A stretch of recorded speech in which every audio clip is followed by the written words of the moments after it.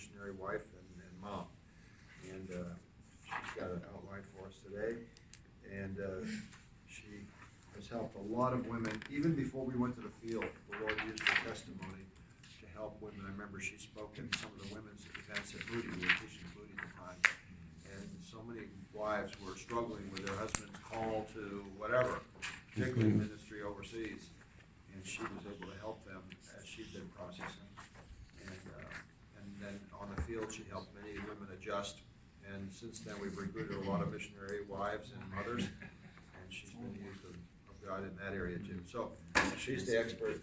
It's all yours, babe. So you've got 56 minutes. So, as you can tell, he majors in, what is it, hyperbole?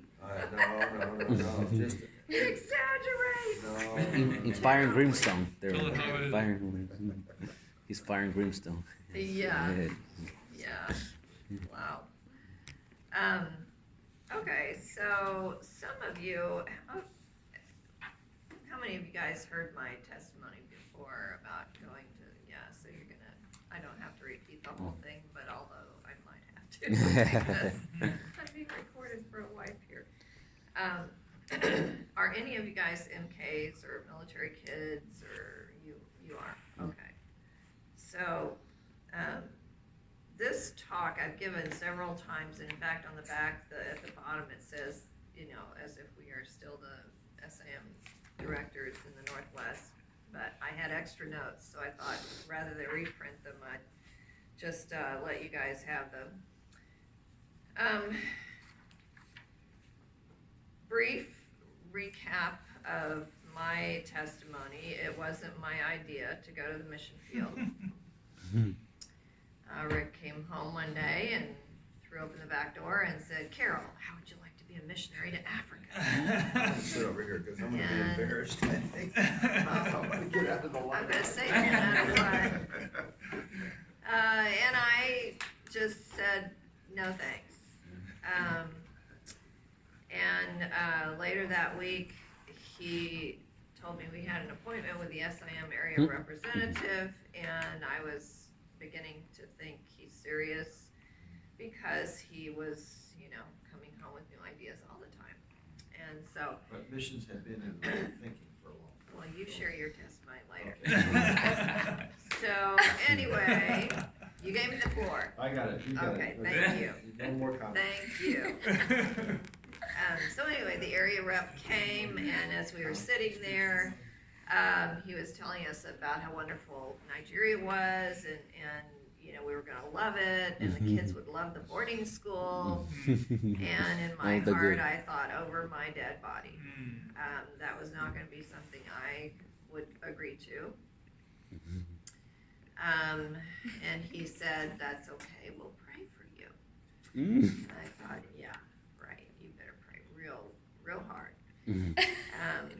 Ultimately, Rick and God won, and I knew that argument really wasn't with Rick, it was with God. And so God and I had it out one day, and some of you guys may remember, I had 3 arguments with God, 3 things to argue with him. One was the money, that it just took so much money to get to the field, and especially for a family of 6. And that was then. I mean, now it's even more, I'm sure. And God just said, "You know what? I own the cattle on 1,000 hills. If I want you there, I can bring in the money." Okay, but God, what about the creepy crawly things? I don't do creepy crawly very well.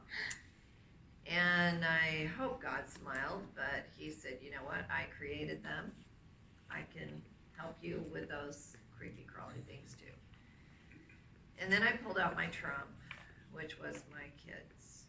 And I said, "Lord, if I take 4 little girls to Africa, I can't see myself coming home with 4 little girls." And God really stopped me in my tracks and said, "You know what? I love your children more than you do. And if I want them there, I can take care of them and you." And so I resigned myself to go to the mission field and to obey. And I just told the Lord, you better be there when I get there. And of course he was. In the time that we were raising our support to go overseas, like Rick said, I did speak to a group of ladies at Moody Bible Institute, and these were young moms, and there was one young mom right in front of me. There was probably 30 or 40 gals there, and one right in front of me was very pregnant and obviously thinking as a mother. And after I gave my whole testimony of what God had been doing in my heart to help me be ready to go to the field, and that was a process that God specifically outlined for me. He took me through 5 books of the Bible, and my question really was, God, who are you? You know, what makes you tick? Why do you do what you do, and why do you not do what you don't do? And God really revealed himself to me in that time. But I shared my testimony, and this one little wife, her hand went up right away after I was done, and we had a little Q&A time, and she was angry. And she said, how could you even consider taking those little girls to Africa and doing that to them? And you know, I hadn't been yet. I was still trusting God for what he was going to do in Africa.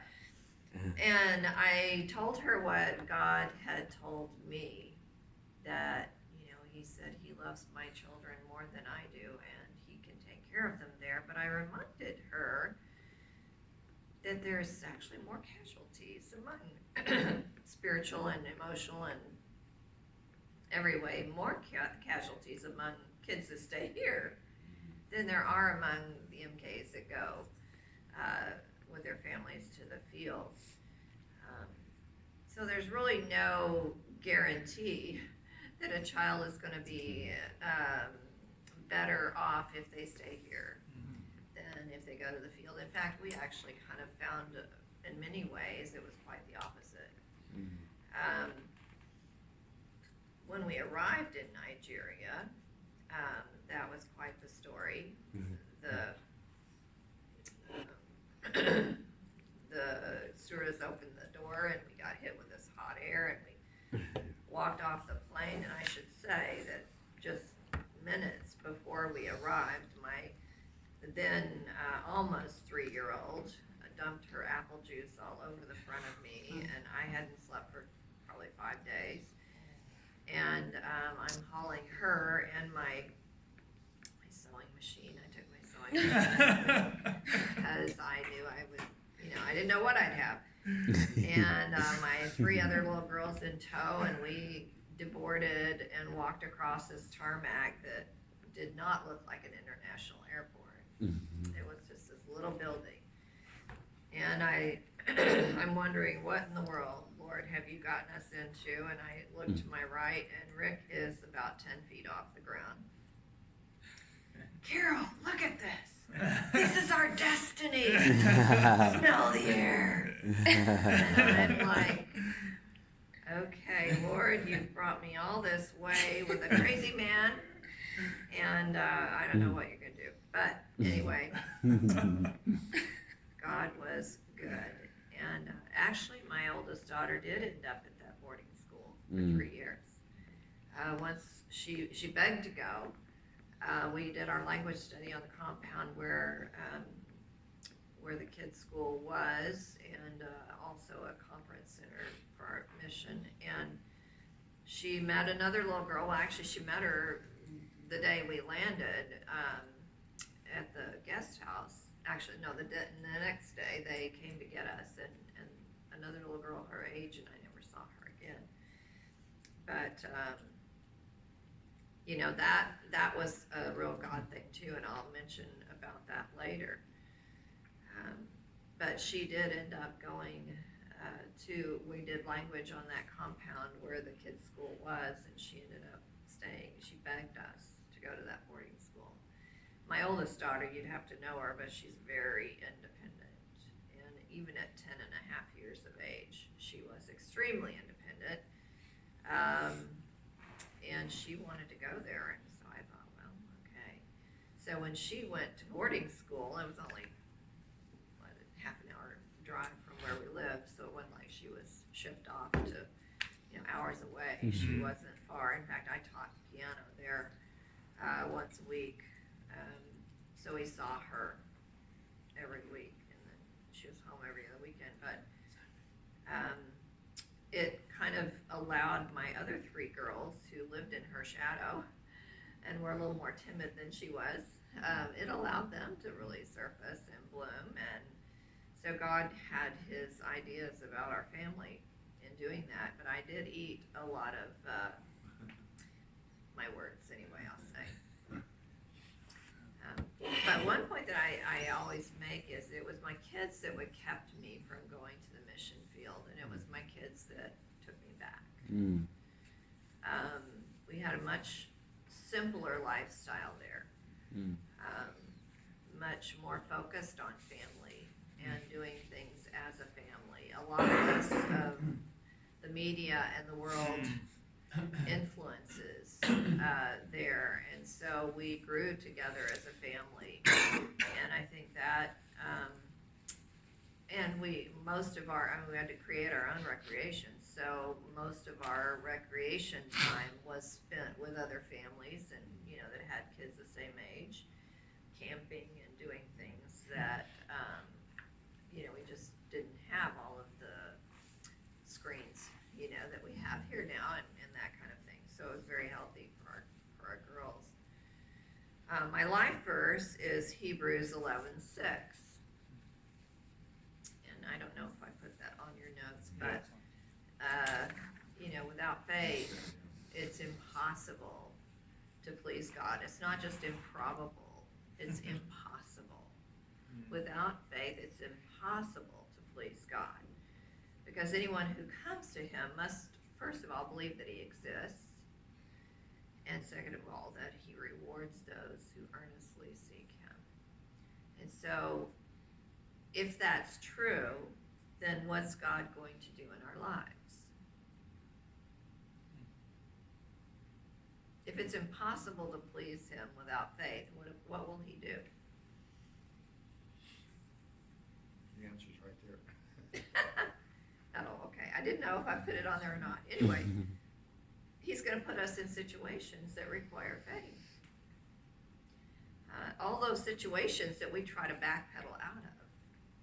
God puts us there specifically for us to trust him and to learn to depend on him, but to please him. Because we cannot please him without faith. If we have all our ducks in a row, it doesn't necessarily please him. He puts us in those situations that require faith, and raising a family anywhere requires a lot of faith. So whether we stay in our home culture and our comfort zone, or we go overseas to another culture and, out of our comfort zone, it's going to require faith to raise our families and our children. And so raising children or a family on the field requires a lot of faith. So we have challenges and benefits of raising kids on the mission field. Usually with each challenge there's also a benefit, and vice versa. So each field is different. Some fields are easier to live in than others, so the challenges and benefits change according to where a family is stationed. But some of the challenges, and you notice what I put first on the list, creepy crawlies. I saw bugs and critters in Africa that I could never even imagine. God has the most incredible creative ability, but sense of humor as well. Okay? Unbelievable stuff. Actually, my second daughter loved creepy crawly stuff. And we had the house we moved into had dead mice under the I opened the cupboards to this, the Dorsches cupboard under the sink, and everything was still there, as if the people forgot that cupboard to move out, until I started pulling stuff out and I realized why they didn't touch it. There were dead mice, eat up in there. And she loved to help me with that. She actually killed a mouse in my kitchen once that I was too squeamish to do myself. She's a daughter of a missionary. Yeah. Well, she was before we got there, actually, I tell you. She had the pet chameleon. Yeah, that was really, I mean, she just loved all the creepy crawly stuff. So mice, cockroaches, snakes, chameleons, centipedes, etc. The whole works is there. Yes, we have snake stories. Okay. And if you really want those, I can tell you later. Anaconda. But we do have snake stories. Water and electricity. When we got there the first night, we moved into our house on the compound. We did 6 or 8 weeks of language, and then we moved into Joss, where we lived, into the duplex. And it had a very, let's say, just very, very primitive water situation. Okay, and city water didn't come on every day, and it didn't come on certainly all day on any day. So it came and went, and they had a 50-gallon drum with a 50-gallon drum hanging in the back, out the back door, and you had to manually open the valve for the city water to fill that drum, but you had to be there to turn it off, because if the water went off, that water just drained right back down the pipes. And so I didn't know that. I never lived in a situation like that. And the first Saturday night we were there, of course, we're going to go to church the next day, and my little girls are all dirty and playing in the dirt. And there's no water.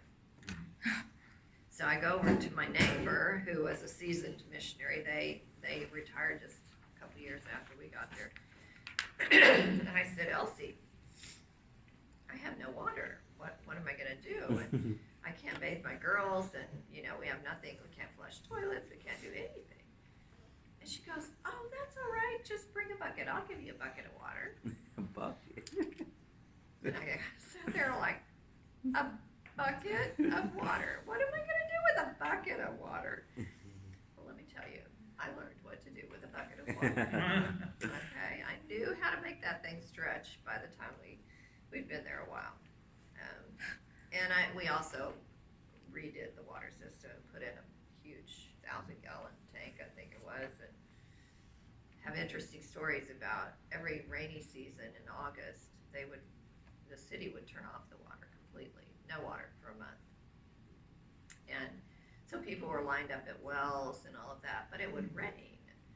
And so we had a bucket brigade out in our front porch. The roof would slant, and just at the edge of the porch, the water would, pardon me, would funnel into where we could put buckets and stuff. So we lined them all up, and as the buckets filled up, we ran them through the house, out the back door, and Rick was on the ladder, and he'd go up and fill the tank.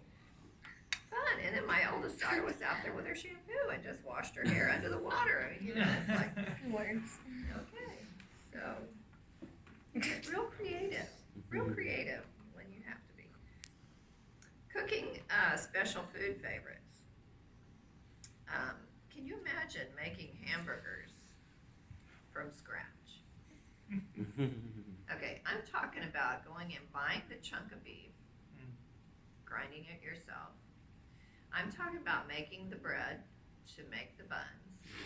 You make your own mayonnaise, you make your own ketchup, you make your own mustard, and if you have pickles, you make your own pickles. You wash the lettuce and tomatoes if you have them. By the time you put that thing together, it is not fast food, let me tell you. Okay? And then the chips, the potato chips, besides that, all day process. Have you ever made potato chips? Have you ever made them? Nobody? Put them in the oven. Just wait. Oh no. No, you've got to, yeah, I'll go into all of it. Industrial a little bit. You don't, you fry them, but you have to get a specially thin slicer, and then you wash them, and then you dry them, and then you fry them, and you have to fry until all the moisture comes out, and then you drain them, and then you store them, and it's like an all-day process. And it's all day to get a tin about this big of potato chips, which is the equivalent of a large bag, a little bit more than a large bag, and you know how fast a large bag of potato chips disappears after you've worked all day. They sure tasted good though. But they tasted wonderful, and we did it. Well, I taught my house girl how to do them, so she did them all day. Now all of that's available because I was gonna say it's interesting because the water's not really a problem anymore. We just bought potato chips and all that's available. Well, the and water, Jaws. I mean, outside. In the the 80s, it was city water, though, is it on all the time, or is it just I mean, storage? I was only there 3 months, right? But I was there during the rainy season, and maybe our setup was different. I don't know, but we never. My guess is there was a water system. Yeah, Kept it. Napa was obviously. The electricity is, that's But- another thing to yeah. contend with. You had to have, 3 plants for every given day, one with electricity or without, one with water or without, one, if you had to do laundry, it was just, So, anyway, one with sun or without, that was the other one. But having lived on the field, I mean, we couldn't always reproduce. It was quite a chore to reproduce some of our Western tastes, but we also learned how to cook the local food. And now my girls, every time we get together, I have to cook the Nigerian chop, and or they won't. Yeah. If we're together, we have to have pounded yam and red stew. We went to you guys don't know what that is, but it's good. It's really good. Yeah. No, we went to Is a it a Chick-fil-A? Nigerian restaurant. And, what's that? Is it like Chick-fil-A? No. We went to a Nigerian restaurant in Minnesota. We went to visit our daughter in Minnesota, and so we went to a Nigerian restaurant up there, and I ordered pounded yam and red stew, and he goes, no, madam, you don't want red stew with pounded yam. So he's trying to give me a goosey, and I said, no, I want red stew with pounded yam. No, madam, those don't go together. I want red stew and pounded yam, because that was the way our family liked. They liked those two things, and I said, I lived there for 10 years.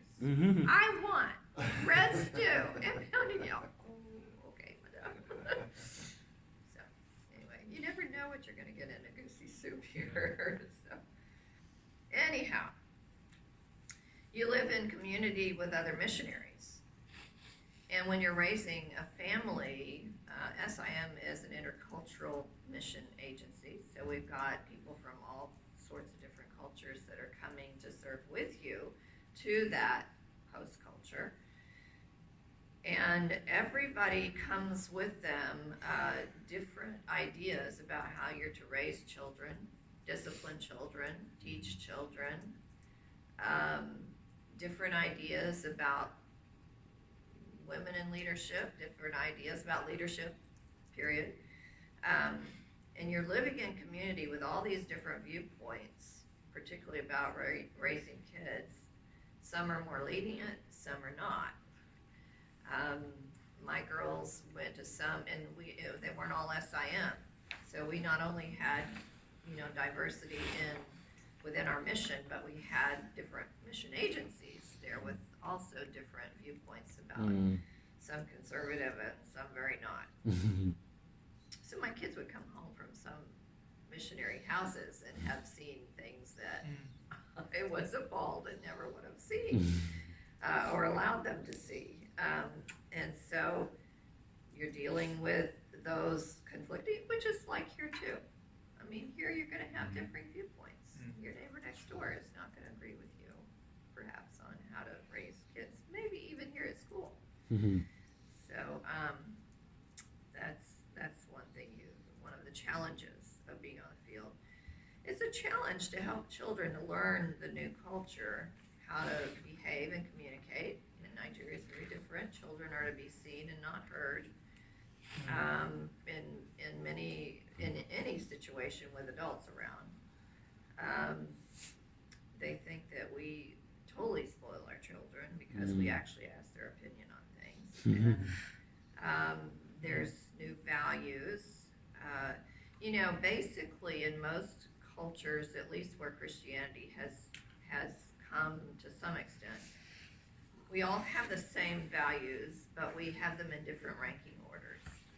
And so even if we share Christian values, we may value different things at different levels. And in the mission community, it's very much like that. And so we had several differing values within our mission agency, never mind the host culture, so that was a challenge.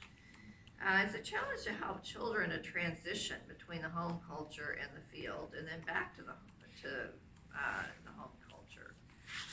We prayed with our girls for specific friends on each side of the Atlantic. And I mentioned our first night in Kano when we landed.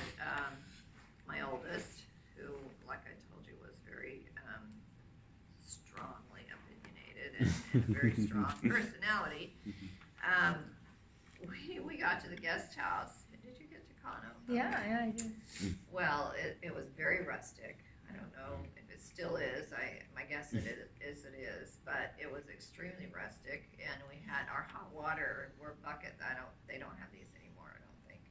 Buckets with an electric element in them, and that's how you got hot water. And too many kids got burned and actually shocked by some of those, so they got rid of those. But very rustic. And when we walked into our room, there was a double bed for Rick and I, and then there was two bedrooms, and one bedroom. There were two twin beds, and there were two bedrooms, and then another one that had what looked like a rabbit cage. And it was what they built. They're like little mini cribs with a cover over the top of them and netting to keep mosquitoes and anything else that might want to crawl up from the baby. And so we said our daughter was 2, but she was almost 3, and there was no way she was going to get into that cage. And so Rick ended up, and my oldest daughter started bawling immediately because she said, we're not, why have you brought us here? We're not going to have any friends, and this is, it was too different, too new. And she was starting culture shock. And so she ended up in the double bed with me all night. And I'm talking with her all night and trying to calm her down. And Rick ended up in her bed with the little one all night, and the other 2 girls shared a bed or something. I don't know. Anyway, all night we had this going on, and my daughter is saying to me all this stuff about we're not going to have friends, and why have you brought us here? And this, it was just overwhelming her. And I just said, well, we're here because Jesus wants us to teach these people about Him, and we've already prayed and asked Him for friends, and He's going to help you with that, right, God? I'm like, oh my gosh. The next morning, this little girl had come with the bus to pick us up, and it was Karen. She was Karen's age. I never saw Karen again, and as a result, she wanted to go to the boarding school. So, our first night was very traumatic, but after that, and the other 3 girls, they were fine. They didn't go to the boarding school. They stayed home, which they never would have wanted to go to the boarding school. But after 3 years, we got Karen home, and it all worked out. But children's adaptation may be directly related to the parents' attitude and adaptation, particularly the mother's adaptation. And that was true in our case, but also we saw another family that came to the field. The husband was he adapted so well, and he did such a great job teaching, and loved the place as far as we could tell the kids did. But the mother was so afraid that these children were going to be, marred for life from this experience that they lasted 1 year and they went home. Which was a shame because the kids and the dad did fine. She didn't. And there was another family that had a similar experience as well. Some people don't unpack their bags. They're there, they're gutting it out, and they don't believe that God can bring good out of that situation, and particularly for their children. So I was determined in my heart that I was going to communicate to my girls that this is normal. This is normal. This is what normal Christians do when they want, when God calls them to live in a foreign culture and teach people about Jesus. This is normal. And so, we're going to do this. And my girls adapted very well. In fact, I'll read letters from them in a minute. And then selling the children back into the home culture. Your routine that you've established on the field has to change when you come back to the home culture. Your house values. They have to adapt to new school systems, new everything. Jobs, college, there's a new home culture. And so you're returning with new little creatures in tow. They are now TCKs, which means third culture kid. They have changed forever. Adults, when they go to the field, we adapt. But when children grow up on the field, they are new creatures. They are different. They will never have the same value system and worldview that you do as an adult. You've been trained by your home culture, or at least your host culture, wherever you grew up. You've been trained by that host culture, and you go and you just adapt and learn how to adapt to that new culture. But when you come back, it's home to you. You change a little, but it's home to you. But your children are forever changed by that host culture, and then you bring them back, and many times when you bring them back, this is not home to them. It's home to you, but not to them. Third culture is a generic term to discuss the lifestyle that's created, shared, and learned by those who are from one culture and are in process of relating to another one. That's just the term that I got out of the book. TCKs are the children who accompany their parents into another society. They're raised in a genuinely cross-culture, highly mobile world, and they may also have parents that are from two different cultures. And I realized when I was reading that book, and I don't know if you've read the book Third Culture Kids, you need to if you haven't read it yet, but military kids are included as third culture kids, and I am married to one, and it answered a whole lot of questions for me. This man has lived all over the world and grew up all over the world and has certain worldview ideas that me, being raised in Fort Worth my whole life until my senior year of high school, when I moved to Plano and met him and then got married a year later, I mean, it's like God just kind of picked me up and took me and threw me out in the world. We are from two totally different cultures.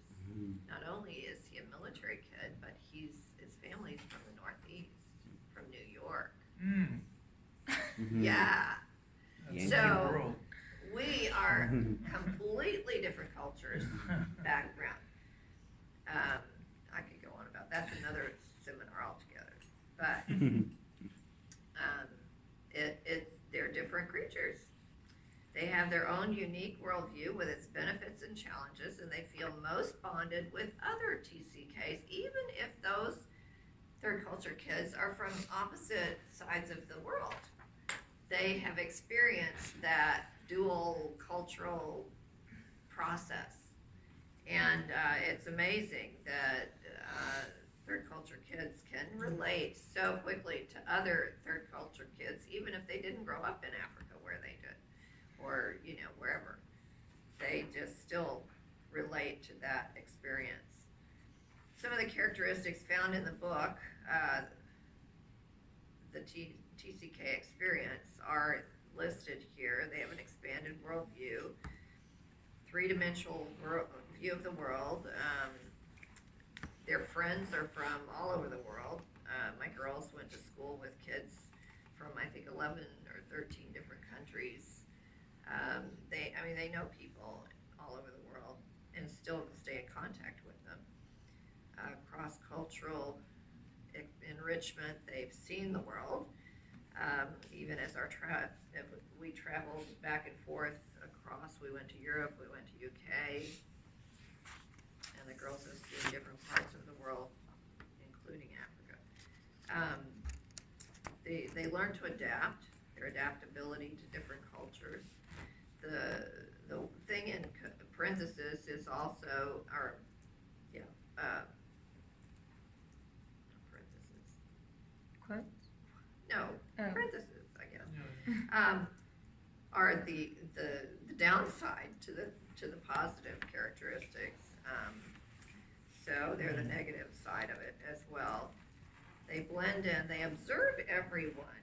They go into a new situation and right away they learn to figure out what's different, what they need to adapt to. It's amazing. They're very good at adapting and observing. They're not as prejudiced. They're basically colorblind. But their prejudice is then turned to their home culture, what's considered home culture by their parents. They end up coming back to the home culture and criticizing more than they do the culture they're living in. Importance of now and making decisions. They live in the moment. They basically know that everything changes all the time. And if you've been on the mission field for any length of time, you realize you're constantly saying hello and goodbye.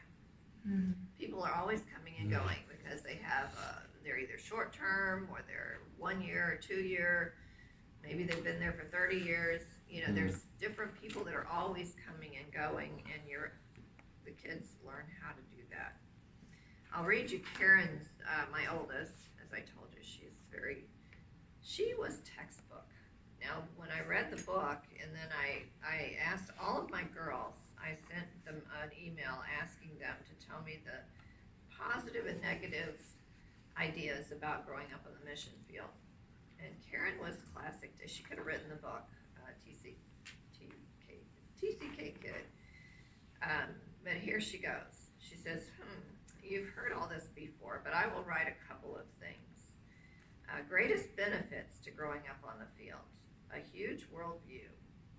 I don't see color in people. I know how to get to know people really, not just surfacey. And that's one thing that TCKs get very irritated about, is they learn to know people quickly because they're gone. And so they like to know people below the surface. They have friends and family for life. They see the world and travel benefits. She loved seeing the world and travel and having the travel benefits of seeing different places, and she's very much like her dad on that regard. The greatest challenges to growing up on the field, having your parents always doing ministry, always focused on others rather than their family. Okay, this tells you a little bit about her, but because the other three were like, what? But anyway, she felt like we spent too much time in ministry, but really in missions, you're on call 24/7. And people are knocking on your door at 7 in the morning or 6, and they can come at 10 at night. So. And she's saying that as a positive? I thought she was. No, that's a negative. Oh. This is the challenge. My perspective, though, we had. Yeah, I thought it was a positive. That's what I was We had thinking. more family time than we ever had here in the States. I know. But she didn't remember that. She just felt like, Of course, she had been in boarding school for 3 years, Yeah. so Right.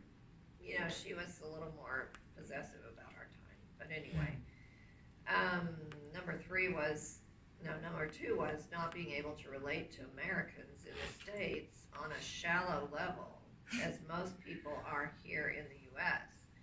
They only know to treat people as family. She only knows to treat people as family on a deep level and expect people to reciprocate. And that was one fun thing. On the mission field, everybody was aunt and uncle. You know, they were all aunt and uncle. And we came back to the States, and they would all ask me, "Is this really our aunt and uncle?" They didn't know who to call aunt and uncle when they came back here. It was kind of funny. But it was confusing to them.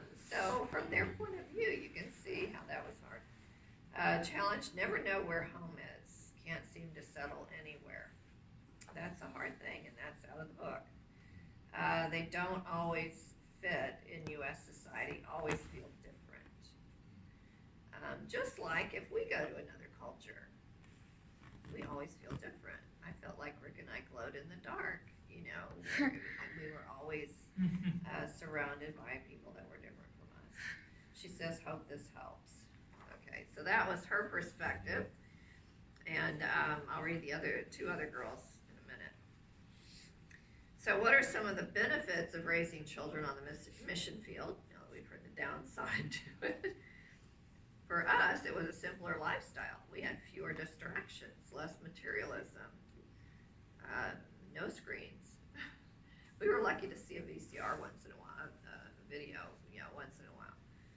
Now I'm sure there's tons of that out there, but I mean, it's all. In fact, when we went back in the 2000s, we came back in 2000. We went back, I don't know how many years later, but 5 years later. 5 years later, and guys were working on buildings out in the middle of a field, nowhere with cell phones, and we were like, how does that even work?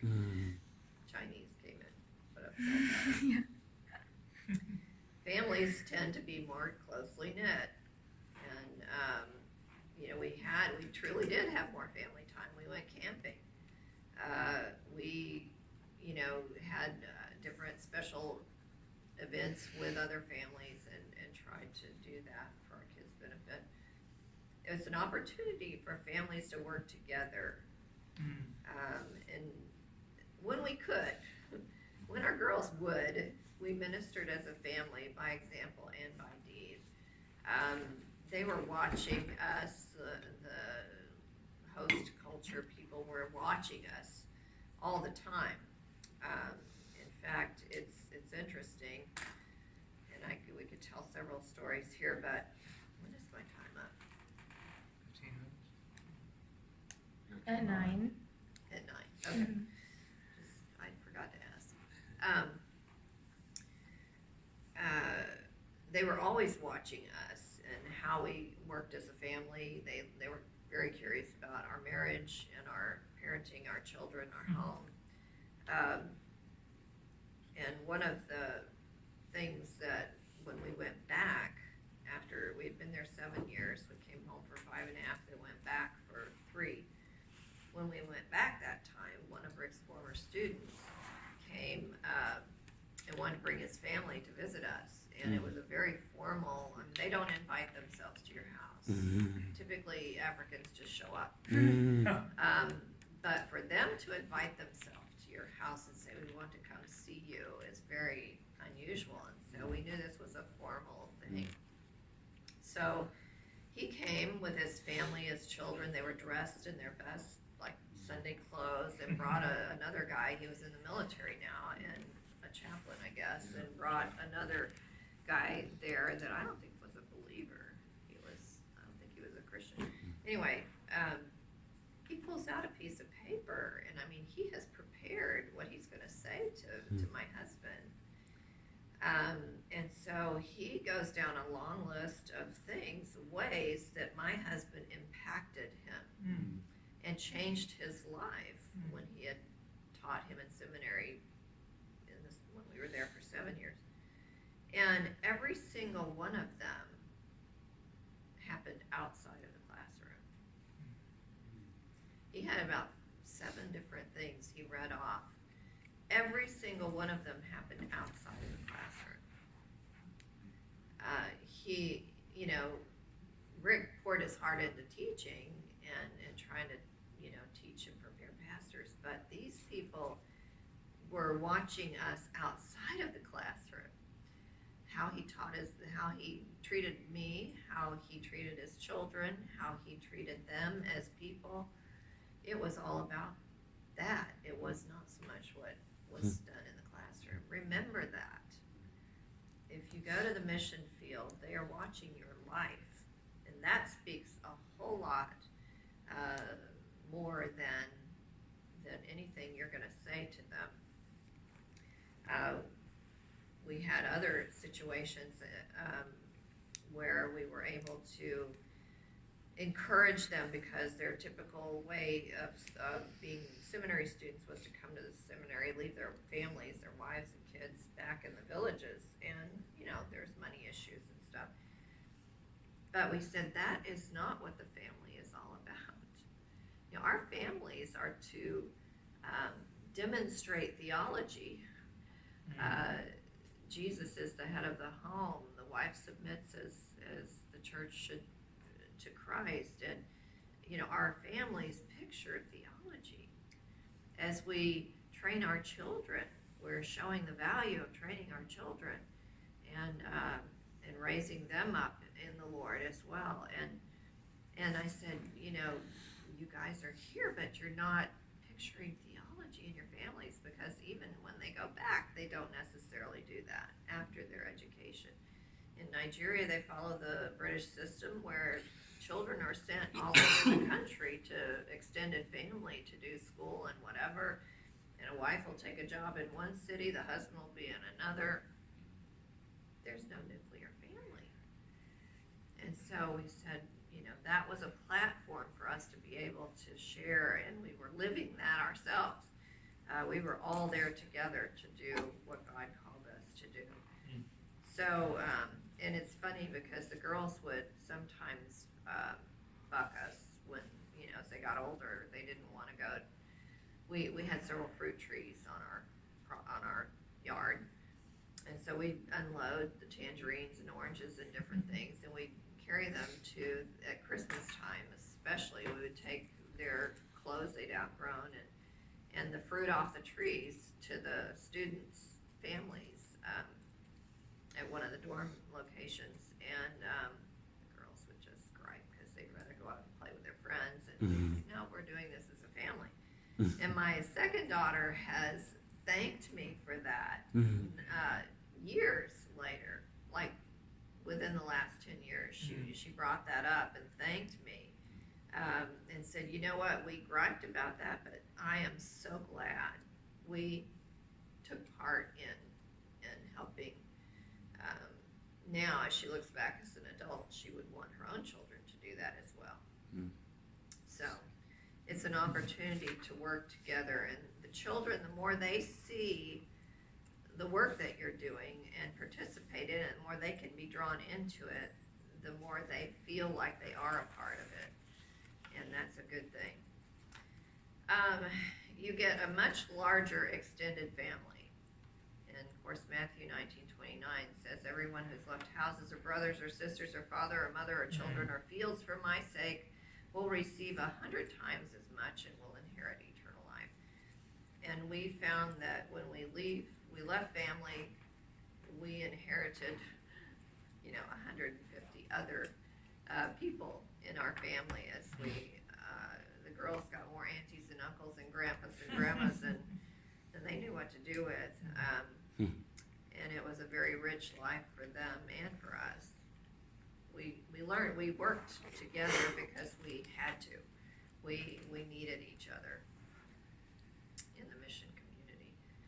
They experience cross-cultural richness, the vast world of knowledge. They get exposed to unbelievable new things. They don't just read about it in an encyclopedia or online. They live it. You know, they meet people from those places. They go to some of those places, and it's like National Geographic, living in National Geographic,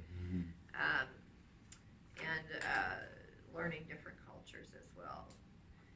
It's an adventure. venture a life of faith, there's opportunities to trust God. It's like living the book of Acts.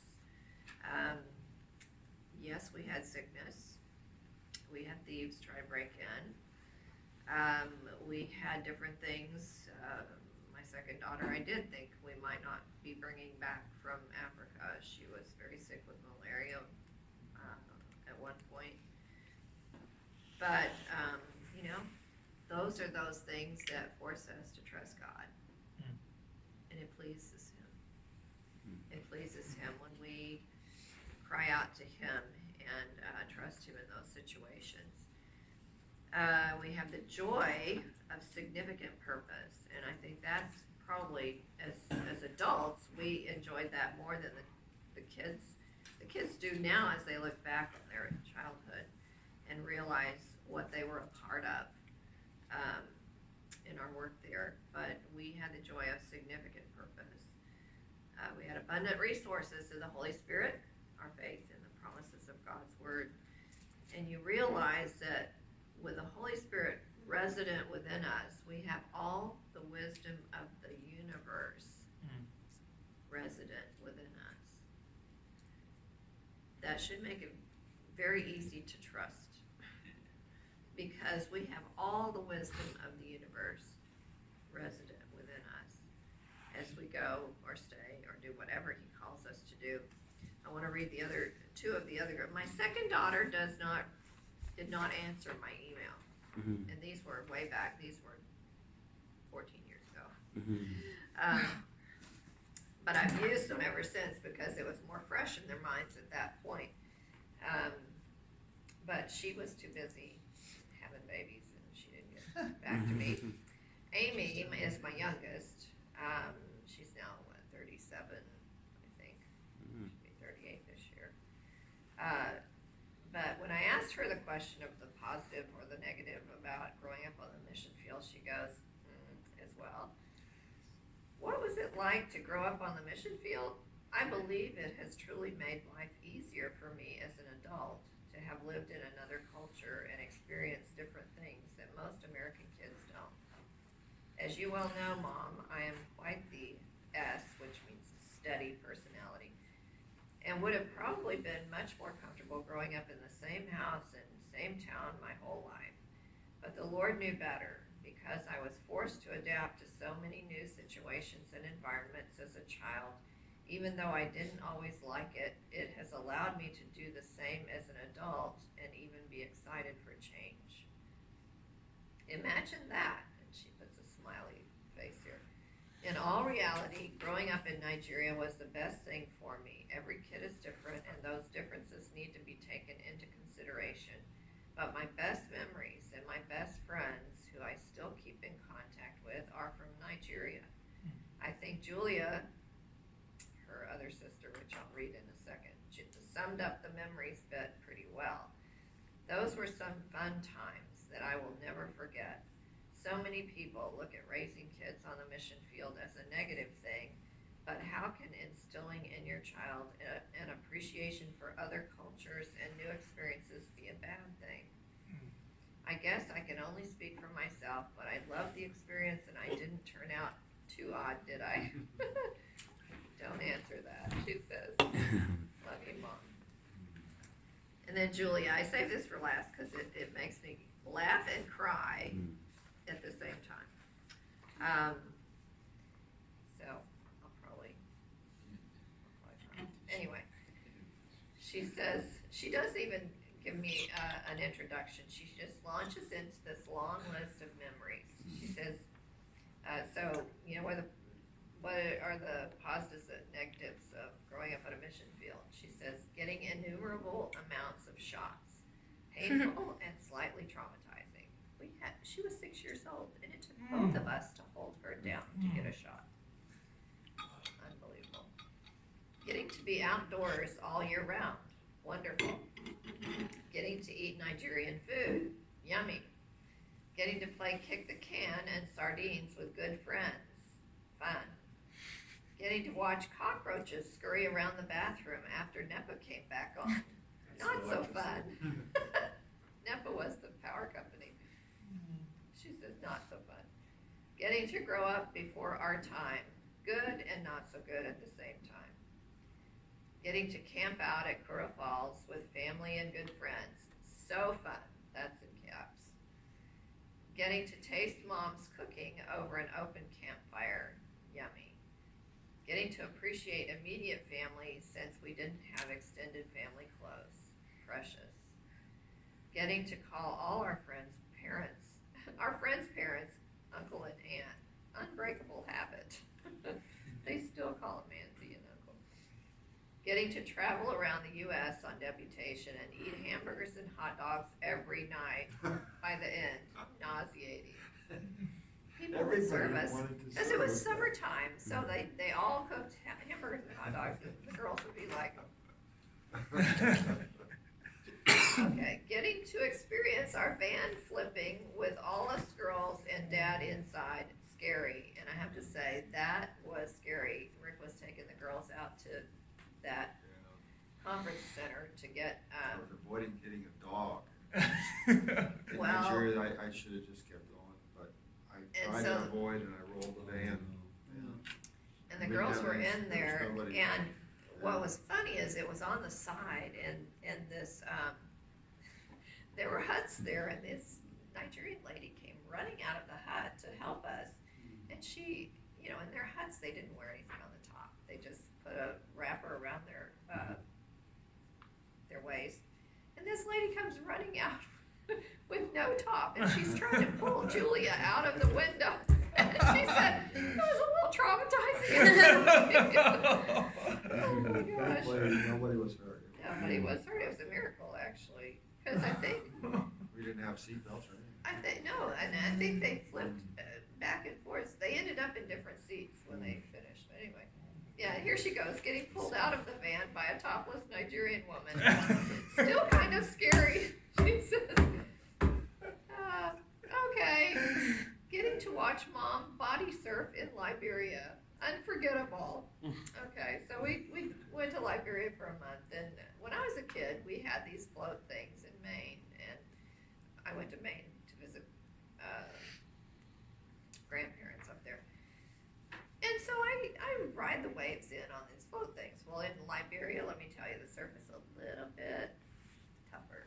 It's really hard. And so I got on this float thing, and I was trying to ride the wave, and I mean, it just tumbled me over. That's where we're going to be living. She will never forget that the rest of her life. We'll have to get you out in the water again. No, not for that. Getting to collect dirty rain water to bathe in, also unforgettable, off the road. Getting to jump off the cliffs at Rayfield, adventurous. So they jumped off of that. I don't know if you went out to Rayfield. Big I know. cliffs. What? Sorry? Big cliffs that they jumped on. Yeah, I didn't know do about that. I Yeah. did not know about it until later. Okay, getting to take our clothes to the Equa Seminary to share with the Nigerian families, a memory cherished. That's what I was talking about before. Getting to be ecstatic about getting a Snickers bar in our stocking at Christmas. Humorous. Getting to watch my sister so upset because she waited too long and her Snickers bar rotted. Satisfying. That tells you a little bit about this girl. That's that sinister part. She was something else. Hurry up, we gotta Okay. get out of here. Getting to let the simple things in life be enjoyable, a valuable lesson. Getting to live 7 years in a country that would change our lives forever. Priceless. Amen. So that's what makes me cry. So Hebrews 11:6. Without faith, it is impossible to please God, because anyone who comes to him must believe that he exists and that he rewards those who earnestly seek him. We please God when we trust him with our children, with our lives, and follow him in obedience to wherever he calls. Thank you. And I remember that you said something, Dr. Calenburg, about like something about a Nigerian, something that happened. Did happen like A lot of things. a scam? Yeah, we'll talk. Okay. We shared this. All right. On Thursday,